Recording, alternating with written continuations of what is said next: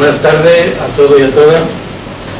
Vamos a comenzar la tertulia organizada por la sección de formación y debate del Ateneo de Jerez, en consonancia y cumpliendo el plan de trabajo trazado hasta el próximo mes de junio. Como todos conocéis el tema, es el sindicalismo y los sindicatos, que después de estas elecciones municipales y sus resultados aún nos pone a los sindicalistas en un desafío mayor del que teníamos. Desde hace tiempo, uno de los grandes objetivos de las políticas neoliberales ha sido y sigue siendo atacar y debilitar a las organizaciones obreras, aprovechándose del miedo que ha producido durante la crisis en los trabajadores y las trabajadoras. Intentan demostrar la inutilidad de los mismos, difamando a sus líderes, culpando de baja productividad, de estar vendidos, gastando mucho dinero y un largo etcétera. Críticas destructivas incluso por políticos, técnicos y catedráticos que sin haber puesto un pie en el sindicalismo de clase se atreven a injuriarlo. El Ateneo intenta que a través del diálogo y el respeto expongamos nuestras opiniones sobre tan interesante tema. Previamente, para situarnos sobre el tema, contamos con la colaboración de dos grandes sindicalistas históricos, auténticos y expertos, como son Adolfo Sánchez Carrasco y José María Gaitero Rosado. Los dos se iniciaron en la clandestinidad en la USO de aquella época y luego más tarde en el CLAR. Más tarde Adolfo se afilió a la CNT para terminar la CGT. Es secretario jurídico de la CGT en Andalucía.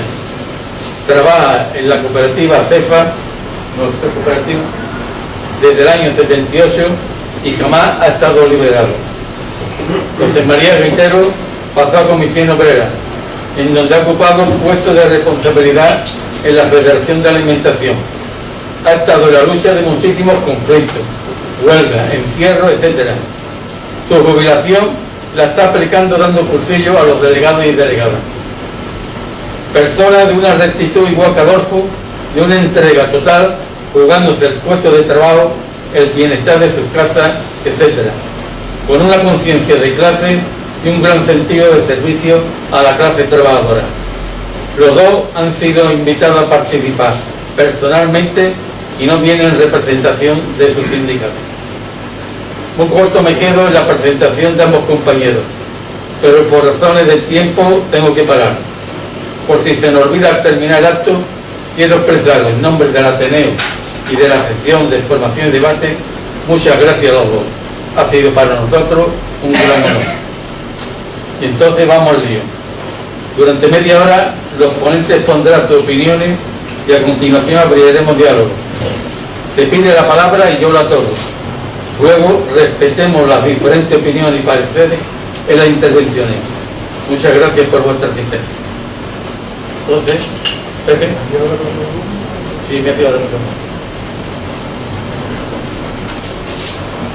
Bueno, la cuestión no es que se tenga más tiempo o menos tiempo, sino lo importante es que actos de este tipo se repitan, se reproduzcan en muchos otros lugares, porque creo que hoy en día es muy importante llegar a analizar la situación del sindicalismo en este país.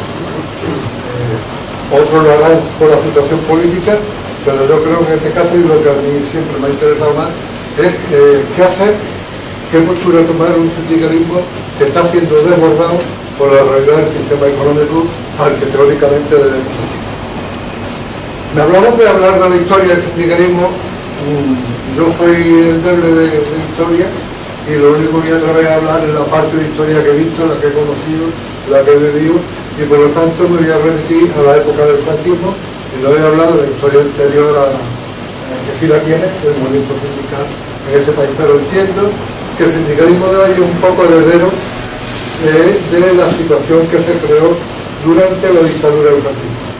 El franquismo terminó con toda la militancia, terminó con todos los cuadros y en definitiva dejó en blanco el movimiento obrero.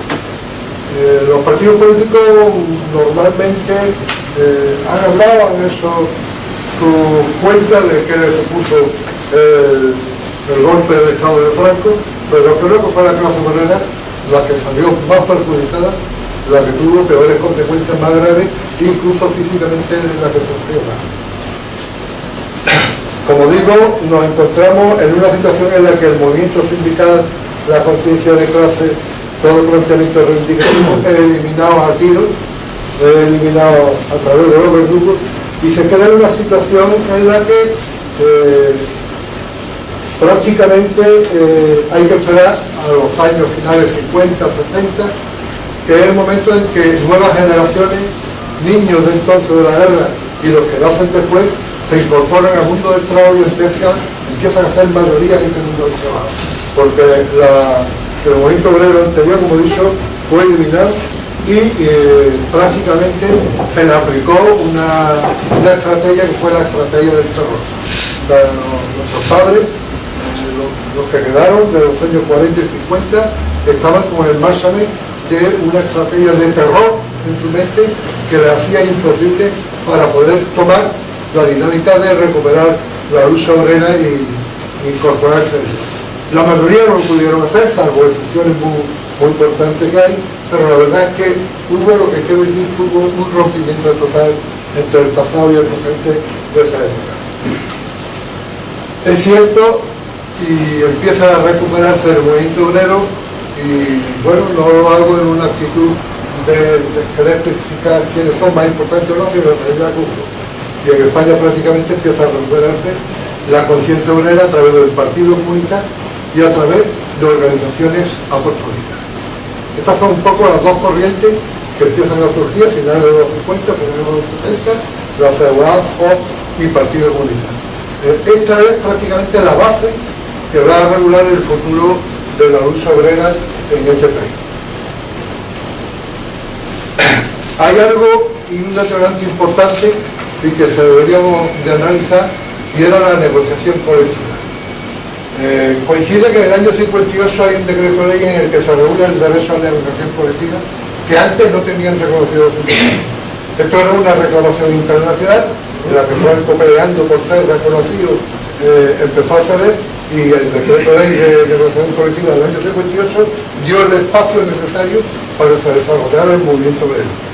Dio los motivos suficientes para que tanto militantes descendientes del mundo cristiano como del Partido Comunista pudieran tener la oportunidad de actuar sindicalmente, no con su sigla, pero sí actuar sindicalmente. También se dio otro hecho.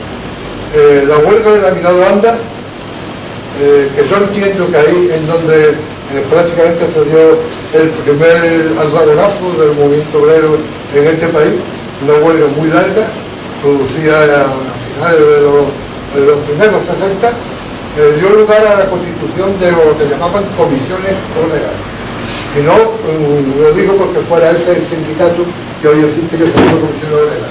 Fue una alianza de militantes apostólicos y del Partido Comunista. Hizo frente a una lucha tremenda y fue para la eliminación del jurado empresarial en aquellos tiempos. La ley de negociación colectiva le dio potestad para negociar, y entonces se plantearon eliminar el jurado de empresa, que era del sistema vertical, y por lo tanto era llegar a poner organizaciones obreras al frente de la negociación y la representación de los trabajadores. Esa era la intención de Comisiones Obreras, que era prácticamente, como repito, una alianza de estas dos líneas ideológicas, si queremos llamarle, o de lucha.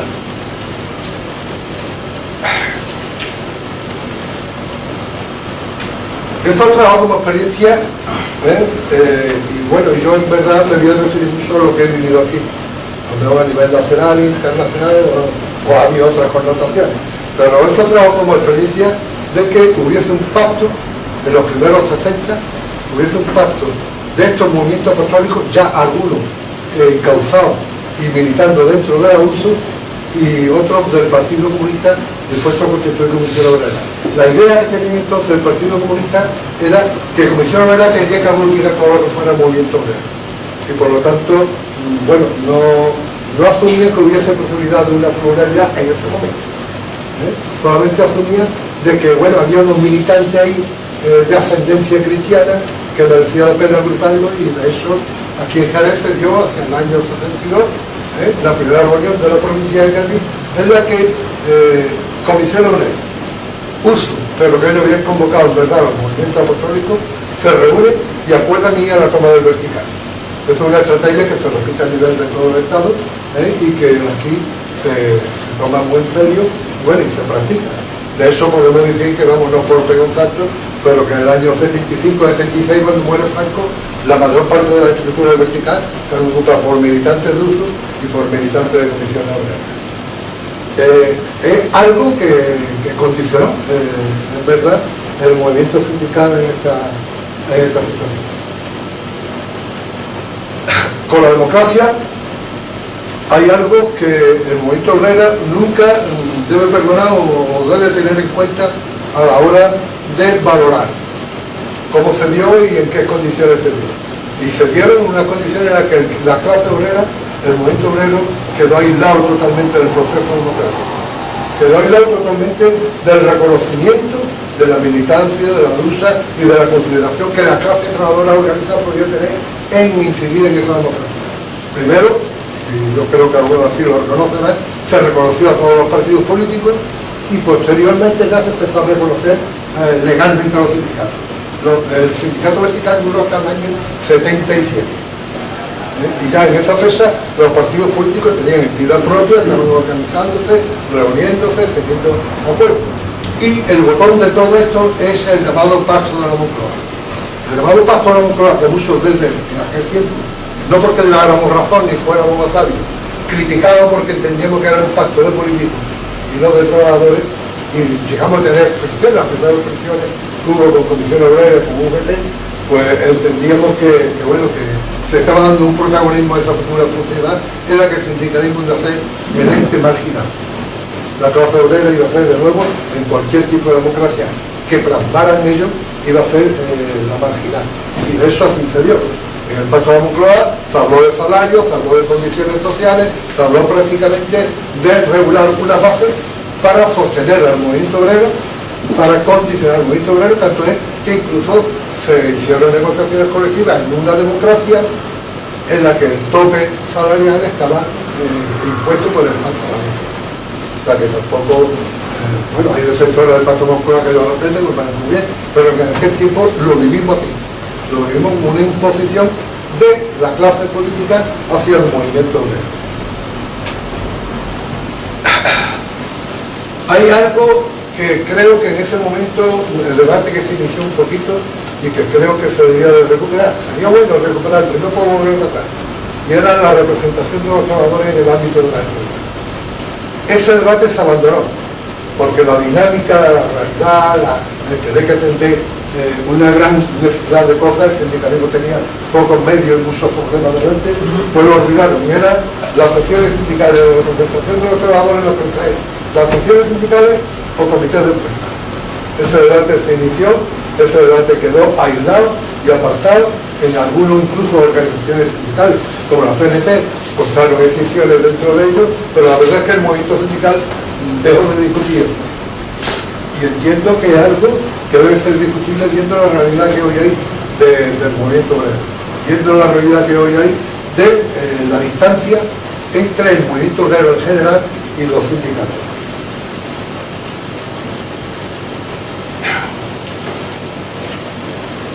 No sé si me quedo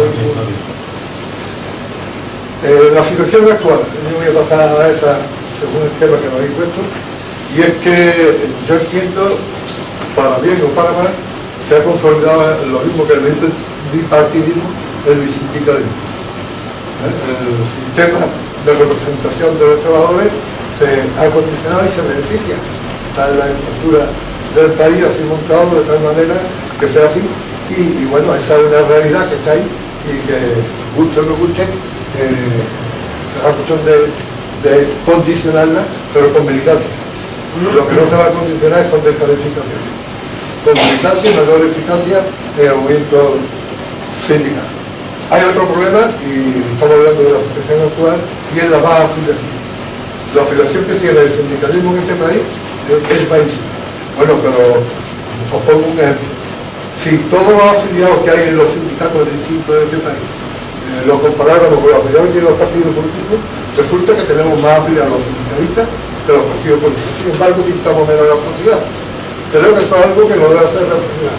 ¿Cómo podemos tener más afiliados y a veces tener menos capacidad de movilización que puedan tener, por ejemplo, los partidos? Porque las estructuras están montadas de esa forma. Los medios que tiene un partido político no son iguales. Bueno, pues yo creo que es una reflexión, es una realidad que hay y que debemos plantear. También hay otro problema, y es que cuando se consolida el sindicalismo personal, como sindicato de masa, tiene que dar respuesta a todo un mundo del trabajo muy amplio, con un sindicalismo que no está enclavado, que no está con representación coherente e importante dentro de ese movimiento obrero. Eso trae consigo que los sindicatos montan unos aparatos sindicales, y me estoy refiriendo en este caso a los dos sindicatos, montan unos aparatos que prácticamente les hace ser esclavos de esos aparatos. Prácticamente necesitan unos medios para atender las grandes necesidades que le hacen insolventes, incapaces económicamente de poder atender y con buena capacidad ser eficaz ante los demandas del movimiento obrero estatal. Como digo, no estoy intentando ser ni anti, ni pro, ni otro, sino sencillamente tratando de ser sincero en la realidad que venga.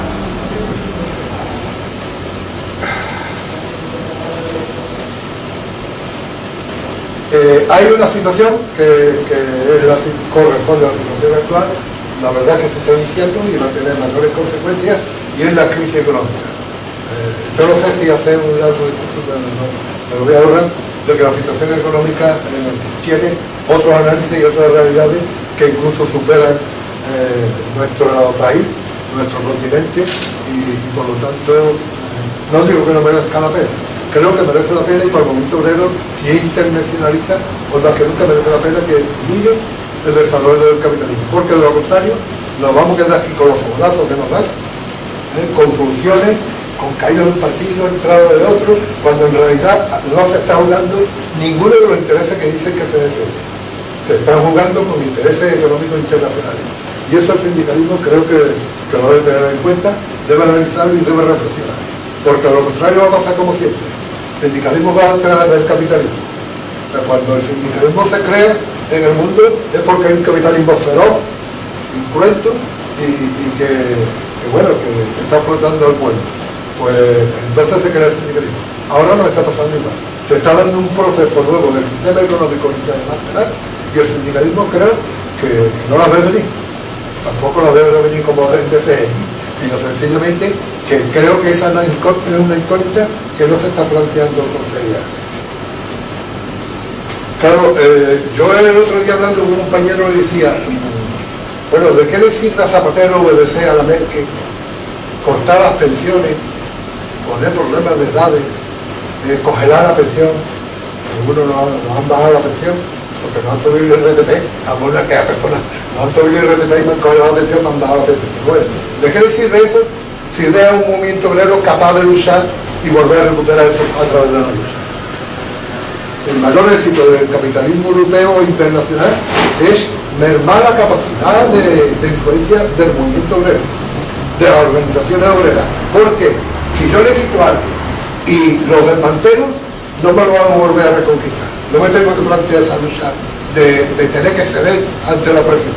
Y esto se ha dado en los últimos, yo diría en el último año, con mucha incidencia. Y por desgracia los trabajadores, los interesados del movimiento obrero, cayendo en esa situación. O sea que no es un problema solo de la estrategia del gran capitalismo, sino que nos estamos volviendo hacia un debate interno, de crítica interna hacia nosotros, que es bueno que se haga, y nos estamos olvidando de la crítica externa que tenemos que hacer de la gente externa que nos condiciona en nuestra vida.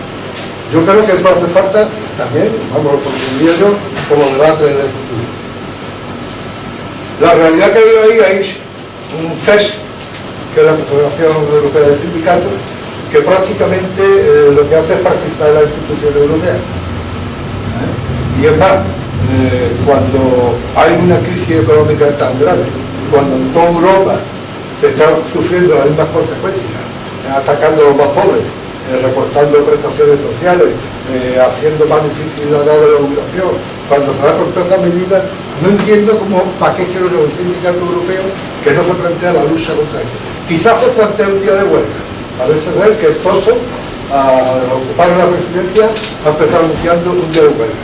Quizás se merezca un día de huelga, pero yo creo que un día de huelga nunca ha sido capaz de derrotar el capitalismo. Y con eso no estoy diciendo una huelga de 90 ni de 100 días, que algunos cuando hemos estado en huelga de 50 y tantos días nos han criticado que estábamos locos. Bueno, quizás no sea necesaria esta huelga, pero sí una presencia del movimiento obrero en las calles, una presencia del movimiento obrero de lucha frente a las instituciones, frente al poder. Si eso no se hace, el capitalismo puede tener un día de fiesta al año más. No problema. No, su desarrollo económico no es problema, y además quemándose los sindicatos convocantes, porque si no van todos, se están quemando los sindicatos. O sea, que el doble juego está hecho y está servido. Yo creo que eso, perdonad por lo que digo, para que lo reflexionemos y para que lo tengamos en cuenta a la hora de pensar cuál es el futuro. Hay una situación nueva que se está dando, y no lo digo por novedad, por estos jóvenes que hoy están en la calle planteándose una democracia real y bueno, prácticamente criticando todo lo que se menea, porque bueno, porque no están conformes con la vida que les está tocando vivir. Creo que hay algo que el sindicalismo le hace notar a la altura. Las últimas movilizaciones de Francia, por ejemplo, y las que se pueden dar en España, siempre he visto que, por lo menos la observación que eso es a través de lo informativo, los estudiantes, los jóvenes han ido a la calle y detrás de los sindicatos han hecho convocatorias. O sea, hay un desplazamiento, hay un andar detrás sin llevar el paso del movimiento sindical, ya no solamente en España, sino a nivel europeo. Creo que también hay otras cosas que es importante que nos aprenden. Ya afecto el último tema.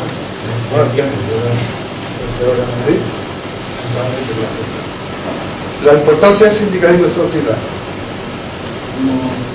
Yo creo que hay una situación, nosotros como trabajadores, los que estamos aquí y trabajadoras, necesitamos trabajar para supervivir. No tenemos otra regla, otro medio para poder subsistir, es el trabajo. Esto lo digo porque entiendo la necesidad del sindicalismo. O sea, que no puede ser una pieza caduca, rota, para tirar. Siempre va a ser necesario el sindicalismo. El cual, el que hagan los trabajadores, por supuesto. Pero vamos a tener que seguir siendo trabajadores, porque para supervivir vamos a tener que trabajar. Todo el sistema económico que se plantea en una empresa sufre la debilidad del trabajador. Es un instrumento, es un medio de producción, nada más, y no tiene ninguna otra responsabilidad suficiente. El sindicalismo es necesario y creo que se lo tendrían que intentar si no existiera, porque para esa supervivencia necesitamos el salario. Salario es vital, necesitamos tener regular una jornada, necesitamos tener una salud y una seguridad. Creo que esto justifica el presente de hoy la importancia del sindicato. La dignidad de la persona, pues también creo que hace falta una fuerza, una corriente que defienda la actitud del ser humano, del trabajador como ser humano, y la lejanía que debe tener de lo que debe ser un instrumento, un número, una máquina. La capacidad que da y la posibilidad que tiene el sindicalismo también de crear opinión, libertad, participación. No hay instituciones específicas para trabajadores en la que puedan los trabajadores tener una estructura donde dar su opinión, donde defender su idea, donde buscar coalición con otros. Ese es el sindicalismo. Creo que hay algo, y ya por resumir un poco en este camino, y es que si la clase obrera tiene problemas comunes, tiene que buscar soluciones comunes. Nunca ha sido posible que ante problemas comunes se puedan salvar 1, 2, 3 diciendo que han solucionado el problema. Todo lo contrario, lo han agravado. Y los que hemos militado mucho dentro del ámbito de las empresas lo sabemos muy claro. Que cada vez que ha habido una situación en la que cualquier pacto, cualquier acuerdo se ha individualizado, se ha dado por un grupo humano, después ha hecho mucho más difícil consolidar un movimiento obrero dentro de ella, una lucha, una capacidad de defensa de sus intereses comunes. Como insisto en eso, el sindicalismo será vital, será necesario, siempre y cuando que los problemas comunes no haya, o el único medio que tiene es una defensa común, que es el sindicalismo. El sindicalismo tiene otro valor, y estoy hablando de forma genérica, que es partir de una pluralidad hacia la unidad. Yo creo que es un valor del movimiento obrero histórico y que debemos desarrollar y elaborar. El mejor valor que ha tenido siempre el movimiento obrero ha sido que unas vidas plurales, muy distintas una de otra, le hace confluir en unos planteamientos y le hace luchar hacia una dirección. Eso, entiendo, es un valor que debe de cuidarse, que debe elaborarse, y no debemos ser intransigentes unos con otros, porque cuando hoy lo coincidimos, mañana la realidad nos puede hacer coincidir. Y por lo tanto, no debemos de considerar, y en esto lo recuerdo yo, en épocas de los años 50, 60, había compañeros que estaban con ellos o estaban contra ellos. Claro, esto, con todo el respeto, me refiero un poco a antiguos militantes del Partido Comunista, en aquellos tiempos, o eran del Partido Comunista, y no entraba en su línea, o normalmente era en amarillo, está con la patronal y tal. Esa dialéctica dentro del movimiento obrero siempre ha roto.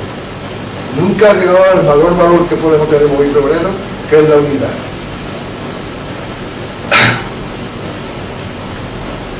Ya hablo del futuro, lo hacemos poco, ¿no? Porque el futuro lo tenemos negro, lo tenéis que crear para ver ustedes. Yo por desgracia está para olvidar. Ya poder. Yo entiendo que el futuro sindical tiene que partir y tiene que consolidar una corriente autonómica o independentista de cualquier poder ajeno al movimiento obrero, pero no sean palabras, sino que en la práctica real y diaria la autonomía sindical sea un hecho tangible, que no esté escrito en un papel, que no se defienda en reuniones, en asambleas y tal, sino que el sindicalismo, para poder responder al sistema económico que hoy se está dando, al sistema político que incluso está colaborando con ese sistema, y me refiero político de la mayoría, tiene y necesita mucho la autonomía sindical. Si no, es muy difícil que un sindicalismo se consolide ante el grave atentado que a nivel internacional se está dando contra el sindicalismo. El sindicalismo, y eso es algo que hay compañeros que han caído, otros que no, debe tener su propia corriente ideológica. Y con esto no digo que sea una corriente ideológica estanco, que sirve para definirme exclusivamente con los míos, y los que no compartan esto no son míos. Una corriente ideológica de empezar a debatir y a pensar qué sociedad futura necesita, qué política hay que desarrollar para que se cree un mundo en el que la explotación no sea tan desastre o no exista, o que la dignidad de la persona esté por encima de los intereses económicos. Ese debate creo que lo tiene que recuperar, lo estoy refiriendo ahora al sindicalismo europeo. Todo el sindicalismo europeo debe de recuperar el debate de tener su propia meta o objetivo, objetivo sí, político que quiera tener. Debe tener también un planteamiento sobre la economía. O sea, históricamente, y lo último que se ha estado viviendo, la dinámica es así, por desgracia, y yo creo que hemos caído todos, nos sentamos algunas veces a discutir, a negociar, y al final valoramos la salida y tal. Y nos olvidamos un poco del sistema económico, que a través de ese sistema se está consolidando. Entiendo que también tiene que tener alternativa económica del mundo. Y va a un mundo que está cambiando. Un mundo que yo aquí lo digo entre amigos y lo está pensando, un mundo en el que el sistema económico capitalista que estamos viviendo va a dejar de darnos muchas miserias, va a dejar de darnos muchos restos de su banquete y lo van a trasladar esos intereses económicos a otras partes del mundo. Eso se está vislumbrando ya. Yo me acuerdo de no hace mucho cuando decían los chinos se incorporan y tal. Cuando vendamos los chinos, los agentes de una copita de vino cada uno, nos vamos a poner, bueno, pues los chinos nos están inundando con sus productos, con su fabricación. Eso es una potencia económica que está ahí. Y en esa potencia económica que se va a imponer en el mundo, va a dar lugar a que el eje central de la economía internacional cambie de sitio. Y eso lo tenemos que plantear con mucha seriedad. Si queremos pasar a ser Y es posible que tenga que ser así, hacer los parias de la tierra, en el sentido de que haya otras clases trabajadoras que disfruten de esas migajas del capitalismo y nosotros no podamos. Esto se lo debe plantear, porque los políticos no se lo plantean. Los políticos, aunque lo vean internacionalmente moverse y se mueven hasta el avión y van por el mundo entero, algunas veces su actuación es muy casera, muy personal, muy de interés de su partido, muy interés del voto que lo va a renovar en el poder. Y perdonad, yo sé que aquí hay políticos, no pienso eso de todos los políticos, sino de una forma genérica de cuál es la realidad. Y creo que eso el movimiento obrero, a través de sus propias organizaciones, esa estrategia, esa ideología, ese planteamiento, se lo tiene que hacer. Los empresarios lo quieren muy claro. Los empresarios no se van a pelear por patria, no se van a pelear por Europa, sino sencillamente se van a pelear y van a instalarse y van a comerciar con aquello que les den más beneficio. ¿Verdad? Una realidad que la tiene el empresario y que no la discute. Sencillamente lo único que van a hacer es aliarse en cada momento con la rentabilidad, y además en una sociedad totalmente que acepta y admite eso. Es verdad, se invierte donde se gana, donde no se gana no se va a invertir. Creo que hace falta otra estructura de país, de Estado, de política, porque de lo contrario entiendo que la catombe que se está acercando económica y sobre todo a nuestro mundo va a ser muy, muy importante y muy traumática. El centro del poder económico, como digo, está cambiando, el sindicalismo no lo ve, y bueno, de la noche a la mañana es posible que en la evolución del tiempo pues nos encontremos incluso con incapacidad. Si tenemos unas estructuras sindicales adecuadas a nuestro terruño, no tenemos posibilidad de contestar a ese gran energúmeno que es el sistema económico actual. Esto es algo que yo no estoy dando soluciones, no voy a dar, porque por desgracia no las tengo, no me siento capacitado para eso, pero sí es algo que creo que es un reto que tiene el mundo sindical, el mundo de la clase obrera del futuro. Y en esto yo quisiera terminar diciendo que el mundo obrero no tiene por qué conocer, y no con eso digo despreciar cualquier otra actitud, por ejemplo la actitud política, pero el mundo obrero debe de identificarse mucho con sus propias organizaciones, con organizaciones que dominen, con las organizaciones que puedan tener corrida de la mano y desconfiar mucho de los ajenos, porque los ajenos de los socialistas que están a las órdenes de Angela Merkel y que nos van a meter lo que quieran meter. De eso, bueno, ya lo tenemos. Hoy en día la patronal ha dicho que hay que negociar condiciones laborales, que hay que negociar, y con más fuerza y con más exigencia que hasta ahora había dicho.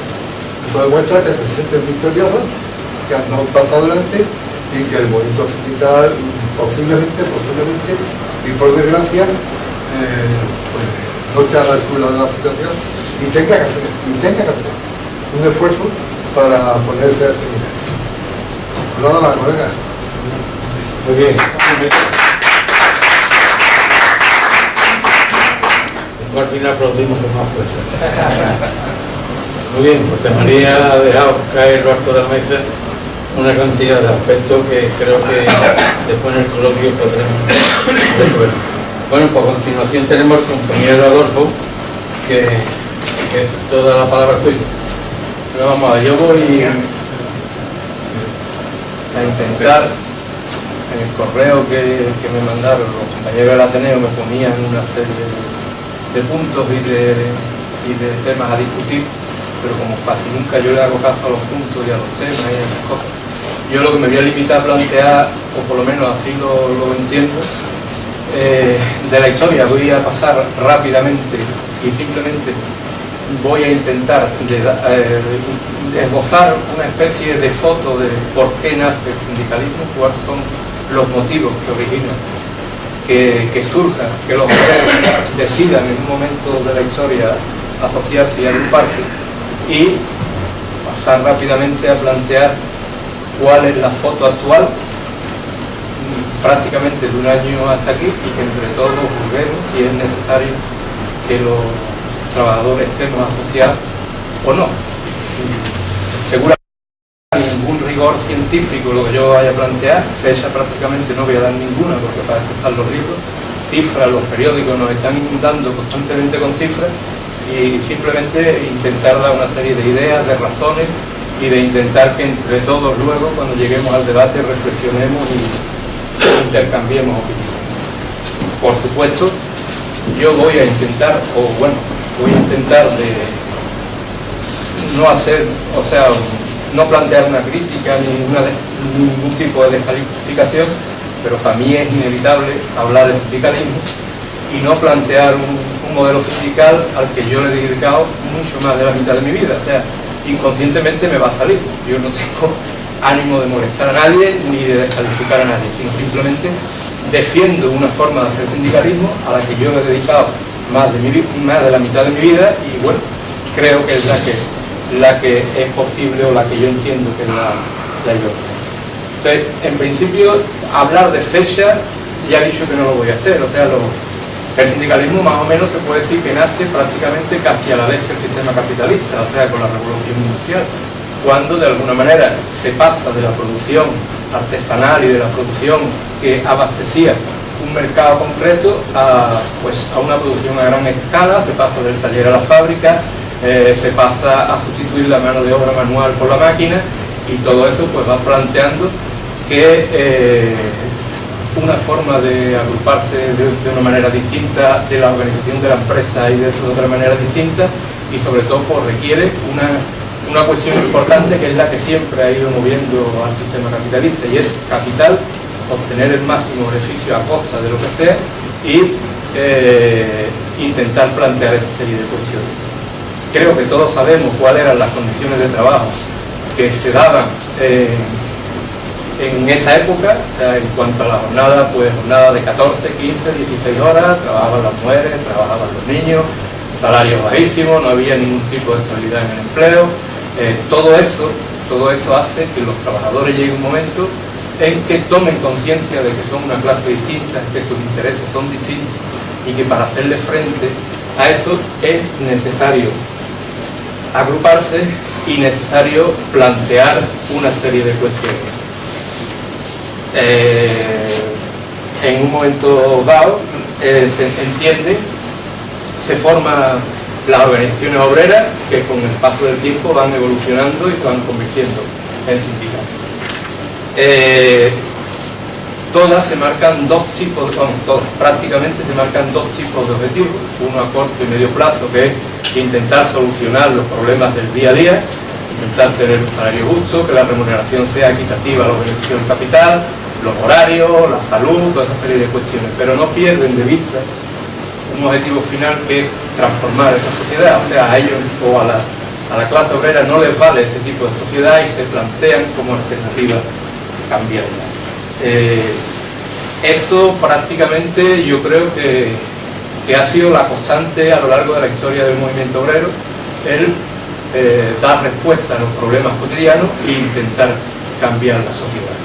Eso sencillamente está pues plasmado en el primer congreso de la Primera Internacional en Ginebra en el año 1886. Hay dos declaraciones que engloban prácticamente todo eso, ¿no? Que la emancipación de los trabajadores debe ser hecha por los propios trabajadores, y que el objetivo es construir una sociedad sin ningún tipo de diferencia y sin ningún tipo de diferencia entre ninguna de las personas, ¿no? Eso va evolucionando a lo largo de la historia. No me detengo porque creo que más o menos todos lo vamos conociendo, y el sindicato creo que va o bien por la necesidad del día a día, por los acontecimientos de dar respuesta rápida a la situación, va olvidando el ideal final, el ideal de transformación de la sociedad, y poco a poco se va convirtiendo en un sindicato que lo que va es dando respuesta a los problemas del día a día y un poco abandonando el ideal revolucionario. Esto llega un momento en la historia que la Revolución Rusa plantea un ardabonazo al sistema capitalista, y el sistema intenta darle una respuesta rápida, que son los regímenes fascistas de Alemania, España, Francia, Italia, e intentan reprimir a la gente con el terror y cuando eso le sale mal, después de la Segunda Guerra Mundial, pues plantean lo que es el pacto social. O sea, El capital está dispuesto a dejar parte de su beneficio para construir el estado del bienestar. En unos países pues, con mayor tradición y mayor tolerancia, y nosotros, como siempre hemos llegado tarde a todo, pues nos coge un poco sin ni siquiera construir el estado del bienestar, ¿no? Esa situación pues sigue evolucionando, se sigue planteando, pero a principios, finales de los 80, cuando el neoliberalismo se da cuenta de que ya no es necesario seguir manteniendo esa serie de estructuras, yo entiendo que rompen el pacto. Cuando Margaret Thatcher y Ronald Reagan acceden al poder, deciden romper el pacto y de alguna manera plantear otra política totalmente distinta y otra política de aplastamiento y de un poco de desmantelamiento de la mayoría pues, de organizaciones obreras, tanto partidos como sindicatos. Y yo paso muy rápido, porque a mí creo que lo que nos interesa es un poco centrarnos en la situación actual y fundamentalmente de un año para acá. O sea, de un año para acá el sistema no solo nos ha desposeído de los medios de producción, de la plusvalía, de nuestros salarios, sino nos ha desposeído también de nuestra cultura, de nuestra forma de entender la cultura y de entender las relaciones. Entonces se nos presenta como el tema de la crisis como si esto fuera algo inevitable, como si esto fuera algo que pasa rápidamente, algo súbito, algo que aparece de buena primera sin ningún tipo de... y que tiene que ser así, o sea que no hay ninguna fórmula de plantearlo. Y desde mi punto de vista esto no es más que un episodio de la lucha de clase, o sea, un episodio más de la lucha de clase de toda la vida. Y entonces para intentar afrontar esto yo creo que deberíamos de reflexionar y tener unas pocas de ideas claras, por lo menos las mínimas. Yo creo que en el espacio de tiempo que tenemos pues no sería bueno detenernos, primero que no habría tiempo para detenernos en todas, ¿no? Pero por lo menos da unas pinceladas para que entre todos podamos plantear. O sea, los episodios de la lucha de clase tienen múltiples episodios y múltiples expresiones. O sea, en los momentos de bonanza económica pues el capital nos ha ido dejando sus migajas y nos ha ido planteando una serie de situaciones donde la gente de alguna manera pues ha ido disfrutando de una serie de repartir la miseria, poco y más o menos, ¿no? Y otra de los episodios serían los tiempos de crisis en el que podríamos estar ahora, ¿no? Entonces, explicarnos la crisis, yo creo que ya todos más o menos la sabemos, ¿no? El tema de que se instaura un capitalismo totalmente distinto, donde no se producen bienes de producción para intentar plantearlo y venderlo y llegar a la carrera de sacar el máximo beneficio, sino que se hace un capitalismo de laboratorio, de ficción, donde se intenta especular pues con todo el tema del sistema financiero. O sea, se instaura un poco lo que es el capitalismo financiero, ¿no? Y empieza por ahí hasta que eso de alguna manera se produce pues el crash en Estados Unidos, que nos salpica luego a todo el mundo y prácticamente se quiebra el sistema capitalista. O sea, el sistema entra realmente en crisis y de alguna manera pues no sabe o en un principio no entiende por dónde tirar. Y si nos situamos en España concretamente y analizamos cuál ha sido la actuación del presidente del gobierno, y no por personalizarlo en la figura del presidente del gobierno, sino de nuestros dirigentes políticos, en principio una primera fase de esa historia es ignorar la crisis. O sea, plantea que no existe crisis, se plantean que hay que bajar los impuestos, como diciendo que una bajada de impuestos hace políticas de izquierda, cuando desde mi punto de vista es todo lo contrario. O sea, si el Estado no es capaz de obtener ingresos, difícilmente va a poder mantener una serie de servicios como la sanidad, la educación, y a la gente menos pudiente realmente necesitamos esa serie de servicios y esa serie de derechos que nos tienen que ir prestando. Seguramente a la gente más pudiente no lo necesita. Por tanto, decir que una bajada de impuestos es hacer política de izquierda me parece que es un poco intentar confundir a la gente o no saber dónde se está de pie. En un segundo momento de la crisis, su postura es intentar ocultarla y plantearse por una política keynesiana de inversión. de inversión pública para intentar estimular, aumentar el gasto público, para intentar crear empleo, dar una mayor protección social, y esa es la segunda situación que se plantea, ¿no? Y en un tercer momento, lo único que se plantea es financiar los bancos, o sea, dar cantidad ingente de dinero de todos nosotros para intentar reflotar la banca e intentar sacarlo del atolladero en el que estaban metidos. Y en un cuarto momento, cuando el capital ya se siente fuerte, ve que está saliendo de la crisis, pues intenta volver pues a lo mismo de siempre. O sea, intenta especular, intenta volverle a cobrar al Estado o volver a sacar beneficios del propio Estado. O sea, lo único que se hace es un poco convertir la deuda privada en deuda pública. O sea, efectivamente el gasto público se aumenta, claro que se aumenta, pero no se aumenta solo con las prestaciones sociales, no se aumenta solo con los servicios, sino se aumenta de una manera brutal y abismal, pues financiando el sistema bancario, o sea, dándole liquidez al sistema bancario.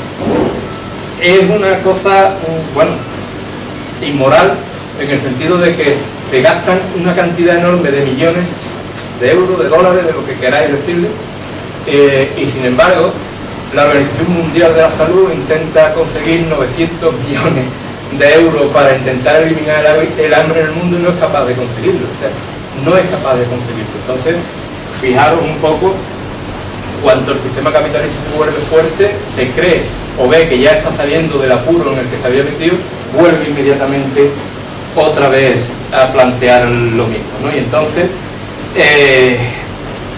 el capital intenta o empieza a exigirle al Estado, a apretarle para que empiece a devolverle el montón de deuda pública y los intereses que ya ha caído generando esa deuda pública, ¿no? Un quinto momento, el Zapatero se ve agobiado por las instituciones internacionales, por el Banco Mundial, el Fondo Monetario, y de buena primera se da cuenta de que se convierte en neoliberalismo, o sea, entiende que es la mejor manera de salir de la crisis. Un compañero mío en una charla, una tertulia el otro día planteaba que parece que le pasó como a San Pablo cuando se cae del caballo, que de golpe y porrazo se convierte del tirón. Un poco así es lo que le pasa un poco a Zapatero, y sería plantear una serie de medidas para hacerle frente a las recomendaciones que le vienen haciendo las instituciones internacionales.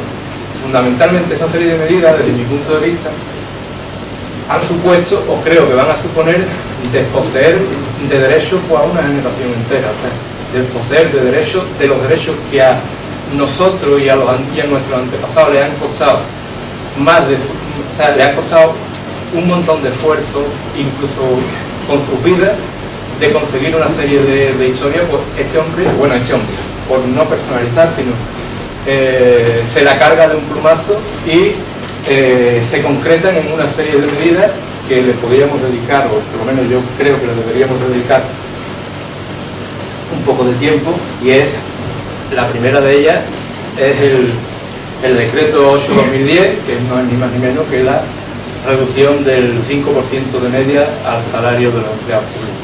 Con esto consigue dos cuestiones, además de rebajar parte de esa deuda, de alguna manera poner de pantalla para el resto de trabajadores lo que puedan ir suponiendo la negociación colectiva de los futuros convenios. Si a los empleados públicos no solo no se le ha aumentado, sino que se les rebaja, pues imaginaros qué es lo que supone eso, o qué referente le supone eso para la patronal. Cuando antes decía que había que bajar impuestos, pues inmediatamente cambia, sube el IVA, quita los 400 euros de deducción del IRPF, que de alguna manera esos 400 euros suponen una subida de impuestos para la gente que tiene menos ingresos o que tiene un nivel salarial distinto, pero no se plantea volver a poner el impuesto de el impuesto de sucesiones, de donaciones y sucesiones y donaciones, perdón, ni se plantea subir el 1% de los impuestos de la SICA en los paraísos fiscales, sino simplemente se plantea volverle a recortar a las clases trabajadoras, volverle a recortar sus derechos. Con esto lo que yo creo que se consigue es intentar volver a los niveles salariales de hace 10 y 12 años en poco tiempo, ¿no? Yo entiendo que en ese momento ya el movimiento obrero, el movimiento sindical, tendría que haber respondido de alguna manera, por determinadas cuestiones, unos por una cosa y otros por otra, que ya cada cual lo analice desde su punto de vista. Pues no se hizo absolutamente nada y se dejó todo para septiembre, y cuando llegamos a septiembre ya se nos había aprobado la reforma laboral. La reforma laboral ni más ni menos supone otro recorte más a los derechos que se habían conseguido en un montón de tiempo, ¿no? Se reducen fundamentalmente las indemnizaciones, prácticamente se quedan, o por cualquier motivo se pueden quedar en 20 días, y de esos 20 días 8 te paga el fondo, le cuesta a la empresa 12, voy muy rápido porque será por defecto, cuando entramos en un tema jurídico me da por extenderme, ¿no? Pero intentaré cortar. Se facilita nuevamente el despido, se bonifican las cotizaciones de las empresas a la seguridad social y las indemnizaciones también, se facilitan las cláusulas de juerga en los convenios, debilitando pues lo que aún más la fuerza de los trabajadores frente a los empresarios. En conclusión, yo creo que lo que se hace es precarizar las relaciones laborales desde su inicio. O sea, se entra en el mercado de trabajo con un contrato precario, se mantiene uno en el mercado de trabajo con la flexibilidad a la carta, porque en cualquier momento te pueden la movilidad funcional, la movilidad geográfica, te pueden plantear el que tú pidas la suspensión de tu contrato de trabajo porque no estés de acuerdo con una modificación sustancial de tus condiciones de trabajo, y de alguna manera se flexibiliza lo que es eso. Y además se sale del mercado de trabajo también con la flexibilización y a voluntad del empresario, o sea, sin ningún tipo de cortapisa. Y si después tú sufres cualquier tipo de salida del mercado de trabajo, bien por jubilación, accidente, por otro tipo de cosas, ves precarizado tus impuestos, tus ingresos, perdón, porque tanto se ha precarizado las pensiones, tanto de jubilación como de invalidez, ¿no? Yo entiendo que la huelga del día 29 tendría que haber sido el inicio de un proceso de lucha o de un proceso de respuesta, pero no el final, ¿no? Y desgraciadamente eso es lo que ha sido, o sea, el final de un proceso de lucha. Eso dio lugar a los presupuestos generales del Estado de 2011, donde se vuelven otra vez a recortar historias. Se congelan las pensiones, se congelan los puestos de trabajo público, se elimina la ayuda, el famoso cheque de los 2.500 euros, se reduce la inversión pública de una forma drástica, o sea, lo que antes era una política keynesiana de meter dinero público para intentar paliar la crisis, eso se cambia totalmente y se plantea reducirla. Se le vuelve a rebajar las cotizaciones a los empresarios, bonificando los contratos y bonificando toda una serie de situaciones, pero se sigue manteniendo el 1% en la SICA, o sea, en lo de los paraísos fiscales. Y se continúa en enero con la reforma de las pensiones. La reforma de las pensiones supone, pues yo creo que una ley para marcianos. Vamos, digo para marcianos porque desgraciadamente los que estamos en esta mesa y algunos de los que están allí o están frente, prácticamente vamos a conseguir jubilarnos. Pero dada la precariedad en el empleo que hay hoy, la forma de cotizar, la forma de permanecer, ¿quién va a conseguir 37 años y medio de cotización para tener derecho al 100%? Lo único que se pretende con esta reforma es ni más ni menos que potenciar los planes de pensiones privadas, sino a razón de que salen los bancos ahora planteando tantas ofertas y tantas historias de planes de pensiones privadas. ¿Por qué? Porque nadie va a tener derecho a la pensión contributiva si seguimos en esta misma historia. Nadie va a tener derecho a la pensión contributiva. ¿Por qué? Pues porque o bien no se va a tener la carrera continua de cotización, o no se va a cumplir alguno de los requisitos para tener derecho a eso. Entonces, lo que, como decía ese hombre que ha escrito el libro de Indignado, ¿cómo van a mí a plantear ahora, con el nivel de riqueza que hay, que no existe riqueza suficiente para mantener un sistema público de pensiones, cuando tras la Segunda Guerra Mundial, que es cuando se implantan la mayoría de los sistemas públicos de pensiones, Europa estaba prácticamente destrozada y hubo riqueza suficiente para poder crear? Si nos paramos un poco en los argumentos, que no me quiero extender, yo creo que voy bien de tiempo, pero los argumentos que dan, yo los califico como la mentira un poco para justificar ese desmantelamiento. O sea, el plantearnos que no se va a poder mantener el sistema público de pensiones por el tema del gasto, eso se vaticinó en el año 91, fue la primera vez que se vaticinó. Se decía que para el 2006 ya estaría arruinada la seguridad social si no se tomaban medidas. Estamos en 2011, la seguridad social sigue en pie y nadie le ha pasado factura a los teóricos que planteaban esa historia. Hay otra parte de teóricos que plantean otras cuestiones. Cuando te plantean que no puede superar el 9% del Producto Interior Bruto, en Francia ya se está superando, están en el 15%, en Italia también están en el 30 y pico y no se han arruinado, ¿no? O sea, y yo creo, desde mi punto de vista, el sistema público sigue siendo viable.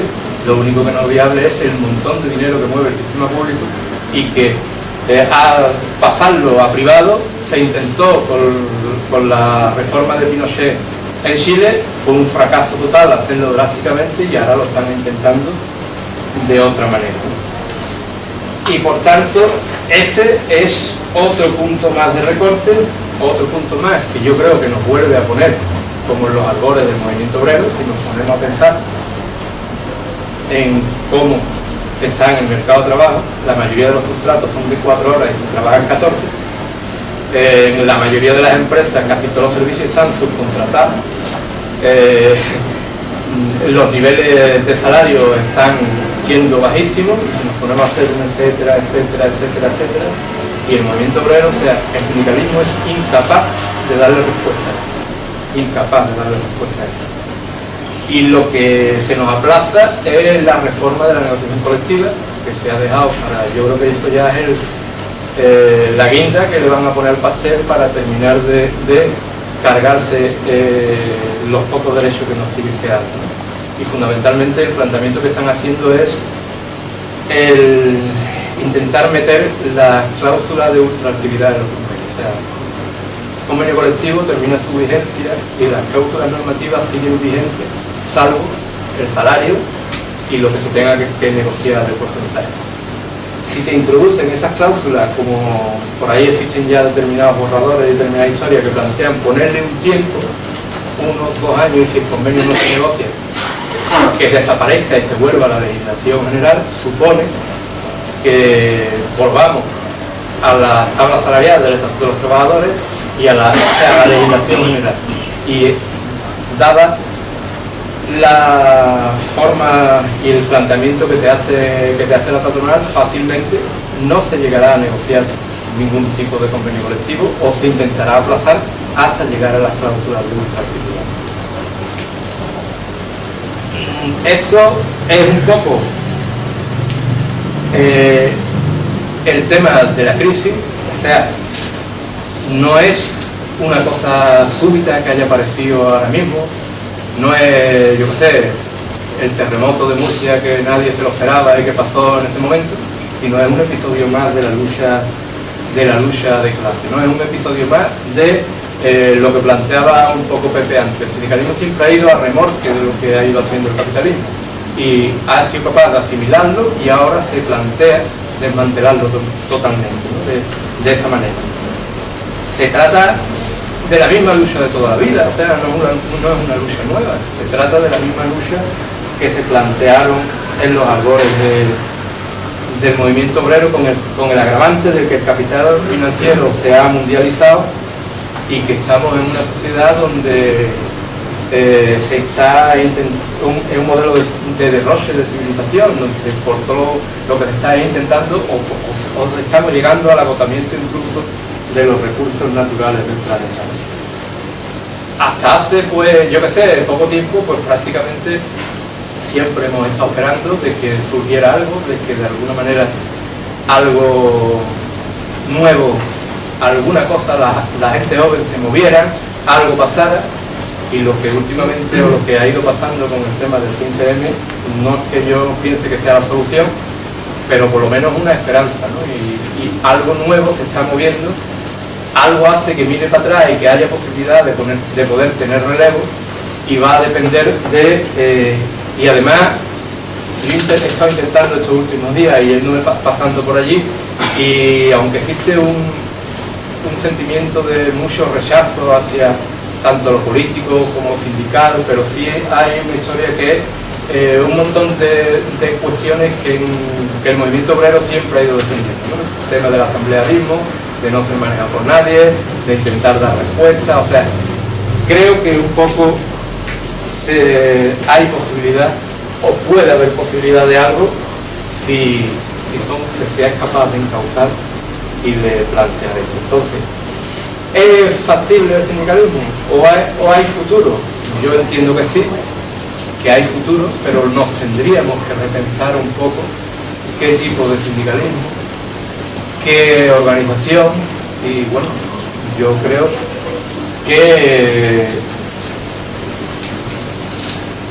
por lo menos lo que yo defiendo es un modelo de asociación de trabajadores que sea anticapitalista, que sea de clase, es decir, que no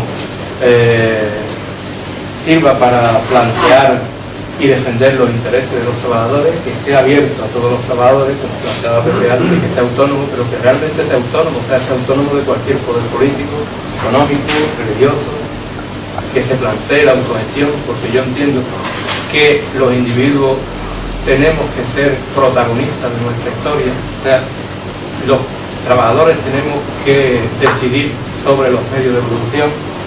La gente que vivimos en un barrio, o los ciudadanos, tenemos que decidir cómo queremos las escuelas, de qué manera queremos la cultura, los hospitales, cómo se tienen que organizar. O sea, que seamos protagonistas de nuestra historia, que no nos condicionen y nos vean.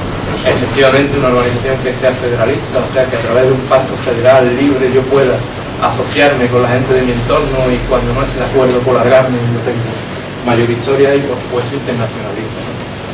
Para que estemos por encima del Estado, seamos capaces de plantear cuestiones para que no nos tenga que separar ningún tipo de frontera ni de Estado. Y sobre todo una cosa muy importante, que tenemos que, o por lo menos creo que hay que regenerar la vida sindical. O sea, tenemos que hacer una práctica donde exista la democracia directa, donde tengamos los menos intermediarios posibles, que exista la participación de los trabajadores de una forma real, o que propiciemos los cambios, que nuestra actuación sea transparente y basada en la solidaridad y el apoyo mutuo. Y lo mismo que el movimiento del 15M critica, incluso nosotros mismos muchas veces, la profesionalización de los políticos, pues que intentemos por todos los medios evitar la profesionalización de los trabajadores, o sea, de los sindicalistas.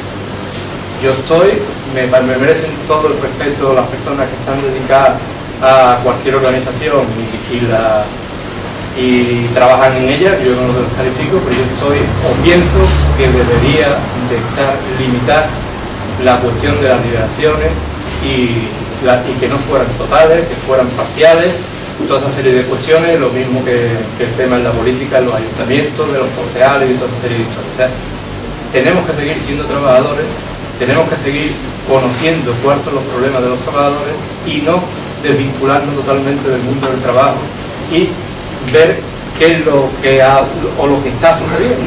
Que ya te digo que yo no critico a nadie, y generalizar siempre es injusto, pero normalmente creo que la persona que se lleva 20, 30 y montones de años más retirado del mundo del trabajo difícilmente puede sentir ni representar los problemas de los trabajadores.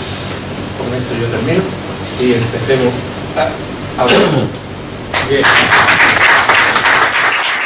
tener la oportunidad de actuar sindicalmente, no con su sigla, pero sí actuar sindicalmente. También se dio otro hecho, la huelga de laminado anda, que yo entiendo que ahí es donde prácticamente se dio el primer alzagonazo del movimiento obrero en este país, una huelga muy larga, producida a finales de los primeros 60, dio lugar a la constitución de lo que llamaban comisiones obreras. Y no lo digo porque fuera ese el sindicato que hoy existe, que se llama Comisión Obrera. Fue una alianza de militantes apostólicos y del Partido Comunista. Hizo frente a una lucha tremenda y fue para la eliminación del jurado de empresa en aquellos tiempos. La ley de negociación colectiva le dio potestad para negociar y entonces se plantearon eliminar el jurado de empresa, que era del sistema vertical, y por lo tanto era llegar a poner organizaciones obreras al frente de la negociación y la representación de los trabajadores. Esa era la intención de Comisión Obrera, que era prácticamente, como repito, una alianza de estas dos líneas ideológicas, si queremos llamarle, o de lucha.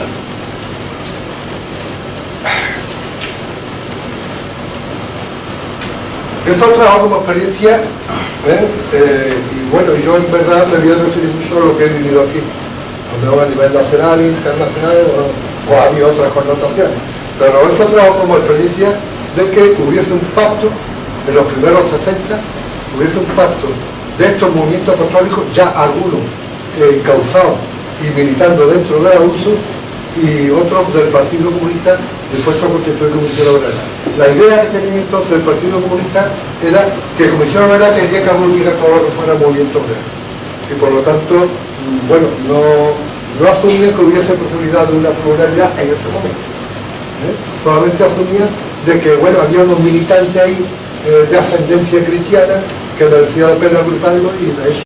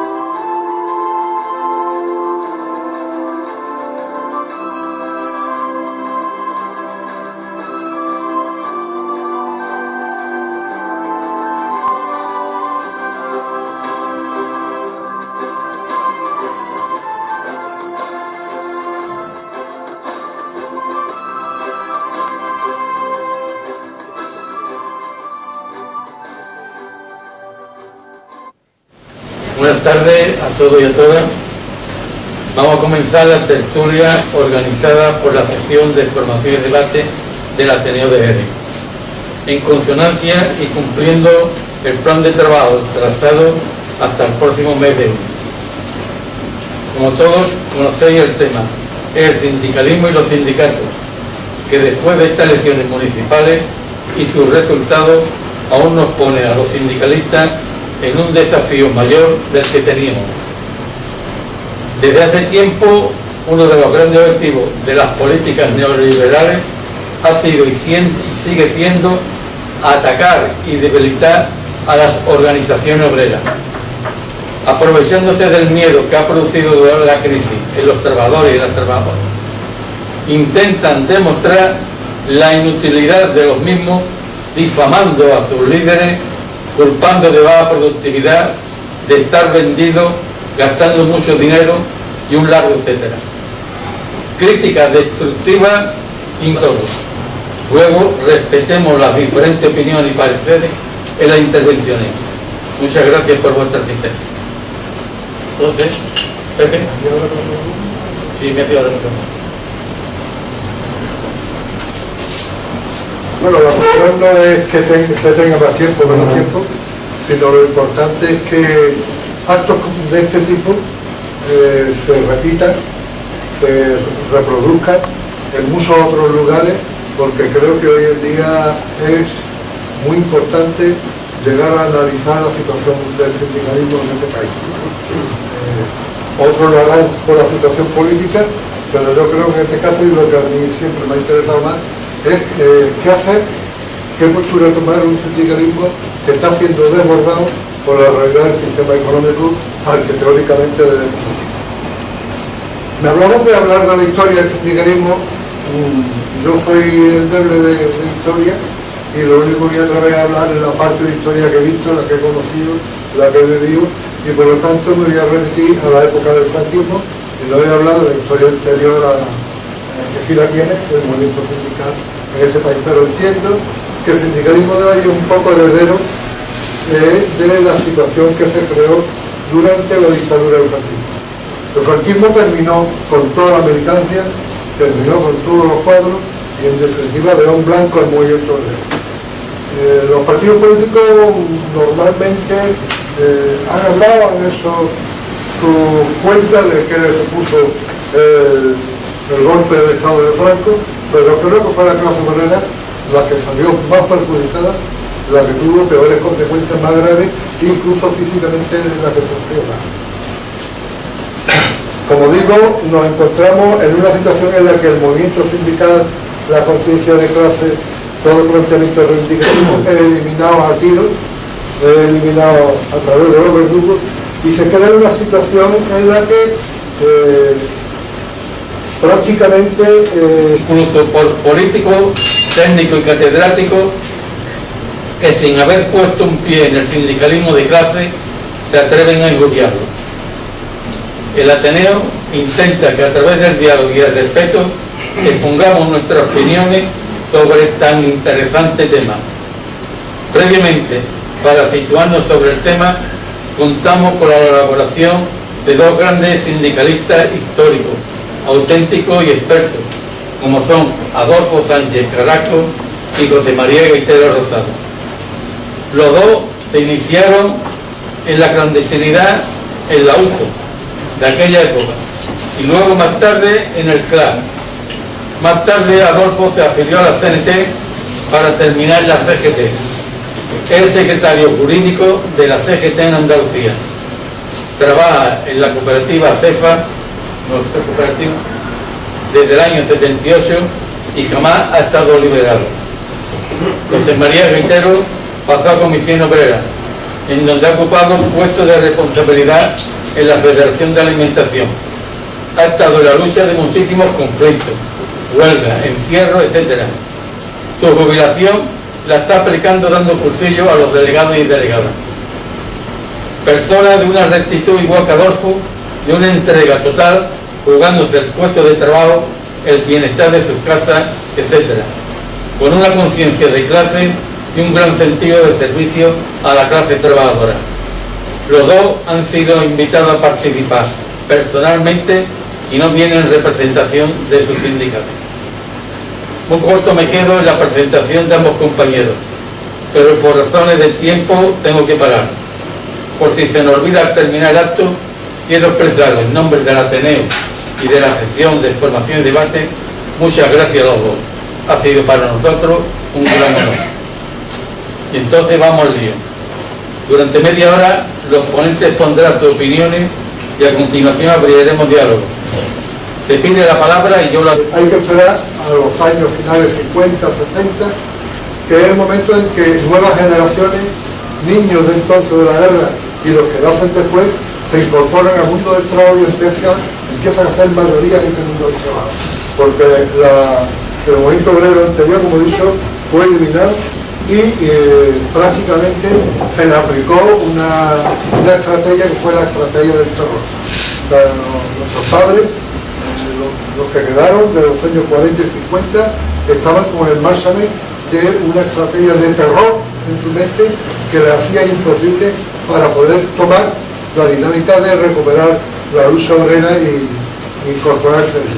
La mayoría no lo pudieron hacer, salvo excepciones muy importantes que hay, pero la verdad es que hubo lo que quiero decir, hubo un rompimiento total entre el pasado y el presente de esa época. Es cierto, y empieza a recuperarse el movimiento obrero Y bueno, no lo hago en una actitud de querer especificar quiénes son más importantes o no, sino en realidad cumplo. Y en España prácticamente empieza a recuperarse la conciencia obrera a través del Partido Comunista y a través de organizaciones apostólicas. Estas son un poco las dos corrientes que empiezan a surgir a finales de los 50, finales de los 60, la CEUAD y Partido Comunista. Esta es prácticamente la base que va a regular el futuro de la lucha obrera en este país. Hay algo y un detonante importante y que se deberíamos de analizar, y era la negociación colectiva. Coincide que en el año 58 hay un decreto ley en el que se regula el derecho a la negociación colectiva que antes no tenían reconocido los sindicatos.